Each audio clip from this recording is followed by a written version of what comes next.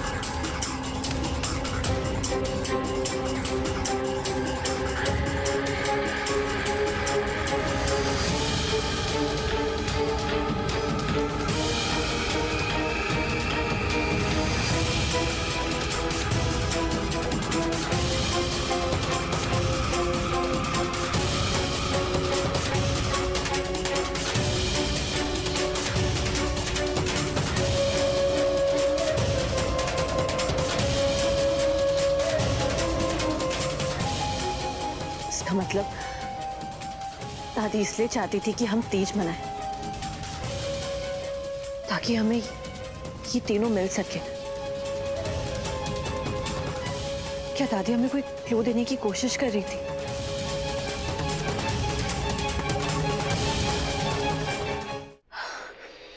कुछ तो राज है, कुछ तो छुपा इन सबके पीछे, लेकिन क्या? मोती, हीरा, नीलम,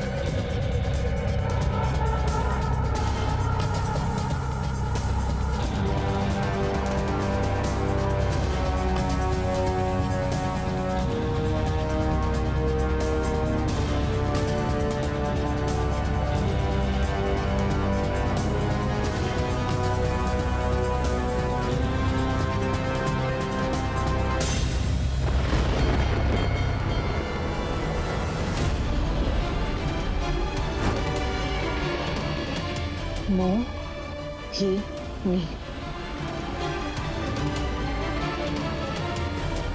मोहिनी।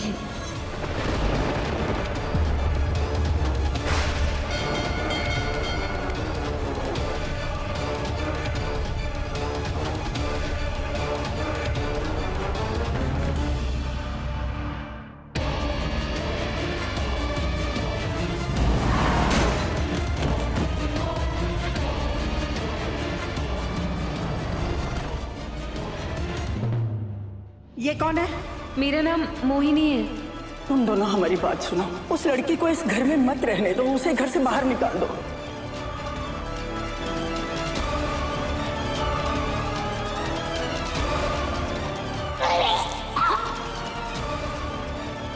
हम ये बताना चाहते थे कि मोहिनी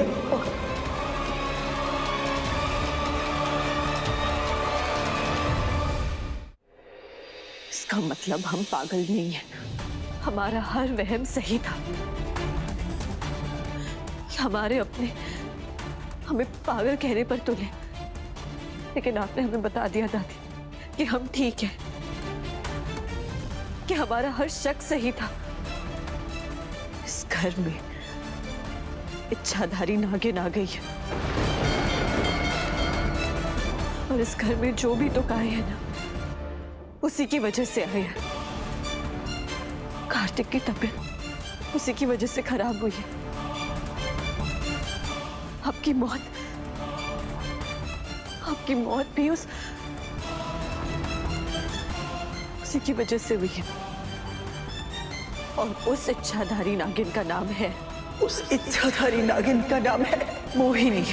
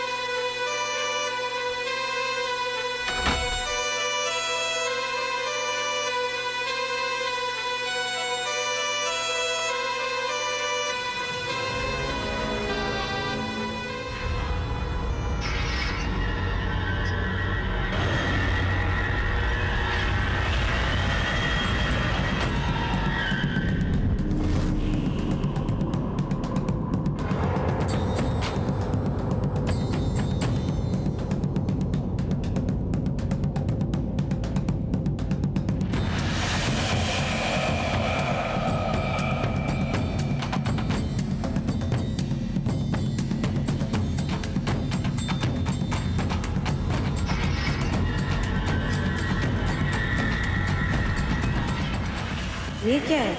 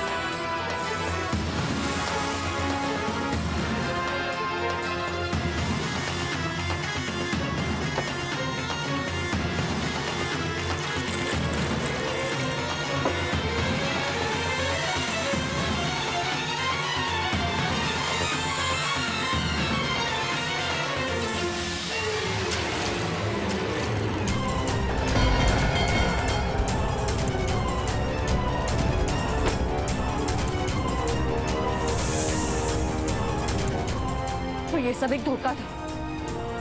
तुम्हारा हमारी गाड़ी के सामने आना, तुम्हारे भाई की मौत, ये सब एक धोखा था, झूठ था। झूठ था तुम्हारा ये कहना कि तुम एक इंसान हो, तुम एक नागिन हो, एक इच्छाधारी नागिन।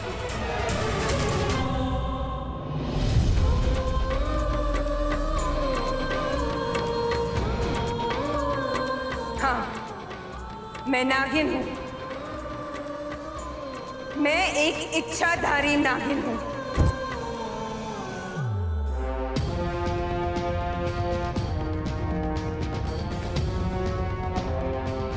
हाँ, मैं धोखे से इस घर में आई हूँ और मैंने हर कदम पर झूठ बोला है, पर आज मैं तुम्हें सच बताऊंगी। 25 साल पहले तुम्हारी शिव की वजह से मैंने अपने पति को खो दिया था, अपने कुंदन को खो दिया था। कुंदन, कुंदन आंखें खोलो कुंदन। कुंदन! अपने नाक को खो दिया था। जो भी कुछ हुआ है ना, वो भोलेनाथ का न्याय था। तुम्हारा पति इसलिए मरा क्योंकि उसने एक बच्चे को काटने का पाप किया, एक बच्चे को मारने का पाप किया, इसलिए तुम्हारे कुंदन को सजा मिली। तुम इंसान कौन होते हो ये फैसला करने के लिए कि क्या पुण्य है और क्या पाप है? अगर तुम भोलेनाथ के भक्त हो तो हम सांप भी भोलेनाथ के भक्त हैं। ठीक है, फिर पूरी दुनिया के बारे में नहीं बता सकते, लेकिन हम अपने परिवार के बारे में बता देते हैं कि इन सब में उनकी कोई गलती नहीं थी, और अगर बिना किसी गलती के तुमने उन्हें नुकसान पहुंचाने की कोशिश की तो वो बहुत बड़ा पाप होगा, और उस पाप की सजा तुम्हें ये भोलेनाथ की भक्त देगी। ये तुम्हें हमारे परिवार तक पहुंचने का मौका ही नहीं देगी, ढाल बनकर उनके सामने खड़ी हो जाएगी।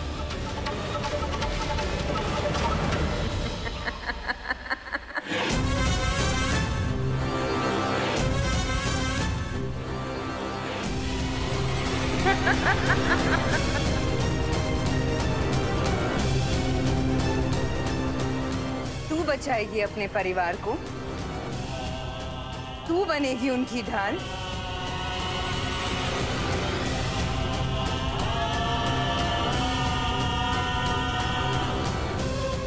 और तुम्हें कौन बचाएगा मुझसे? हाँ, तुम्हारी ढाल कौन बनेगा? तुम हो कौन? एक तुच्छ इंसान। और जानती है मैं कौन हूं? एक इच्छाधारी नागिन।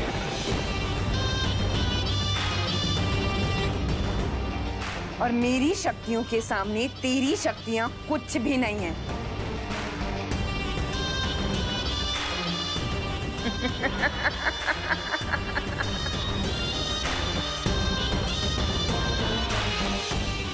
देखा था उस बुढ़िया के साथ मैंने क्या किया था?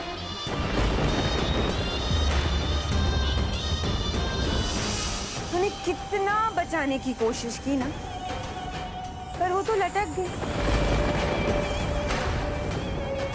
वैसे तूने बिल्कुल सही कहा था कि वो लटक कर ही मरी, पर तेरी बात पर तो किसी ने विश्वास ही नहीं किया।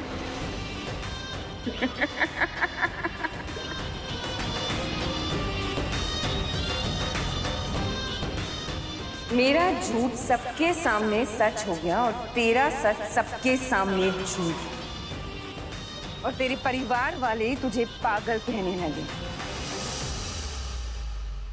झूठ के पाँव ना लंबे नहीं होते हैं, और धोखा ज्यादा देर नहीं चलता है। कैसे लाओगी सच को सामने? कैसे तोड़ोगी तुम मेरा माया जाल?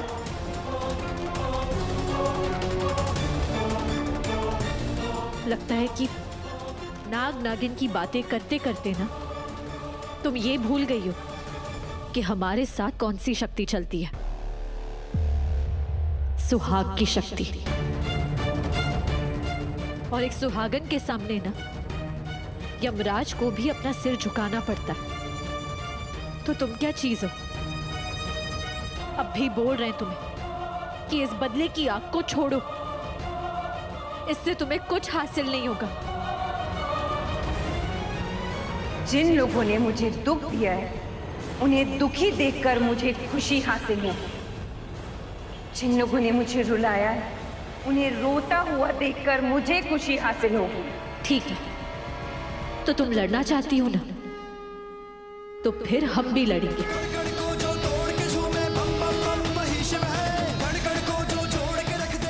और हम जीतेंगे भी, और तुम्हारा फन भी कुछ लेंगे।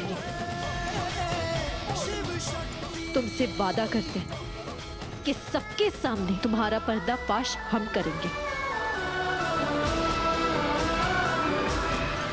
ठीक है, तो हम भी तुझसे वादा करते हैं कि तेरा काम तो मैं तमाम करके रहूंगी। तेरा रक्षा कवच तो मैंने निकाल दिया है।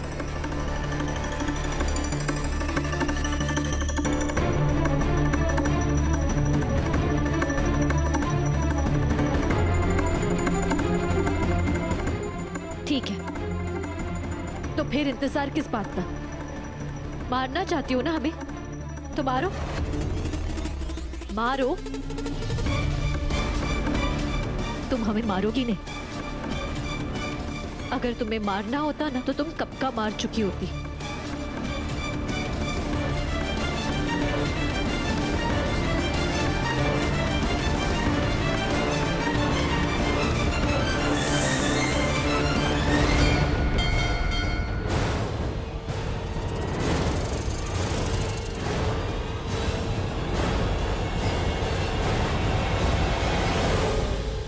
अगर हम अब भी जिंदा है ना, तो इसके पीछे कोई ना कोई कारण जरूर है। और जब तक वो कारण पूरा नहीं हो जाता, तुम हमें नहीं मारोगी। लेकिन अब बस तुम्हारी सच्चाई हम सबके सामने लाकर रहेंगे। अभी डॉक्टर शिव के पास जाते हैं और जाके सारा सच बताते हैं।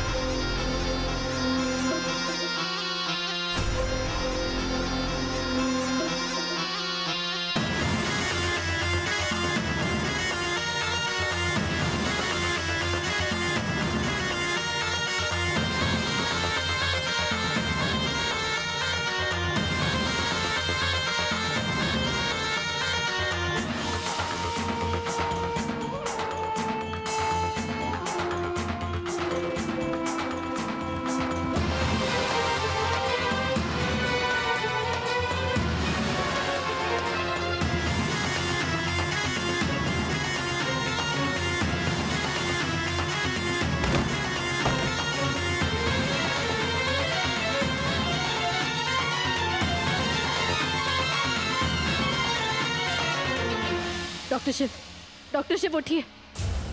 आपको मोहिनी की सच्चाई का सबूत चाहिए था ना, हम सबूत ले आए। उठिए उठिए, डॉक्टर शिव प्लीज उठिए।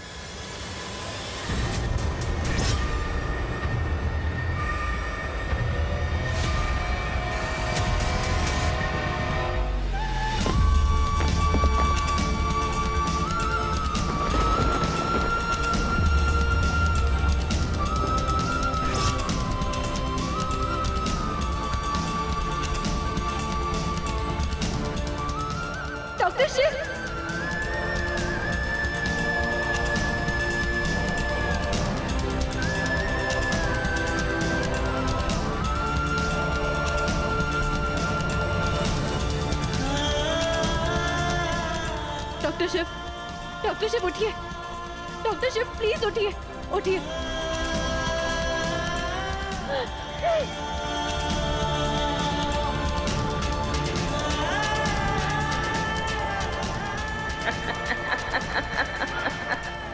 उठिए उठिए।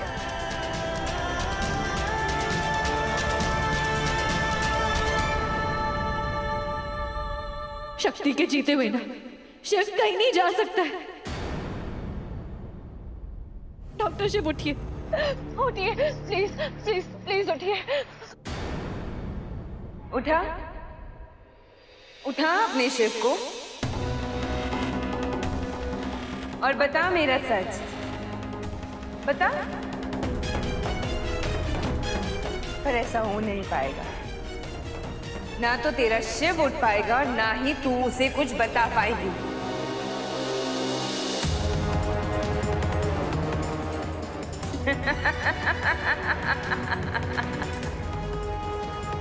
डॉक्टर शिव,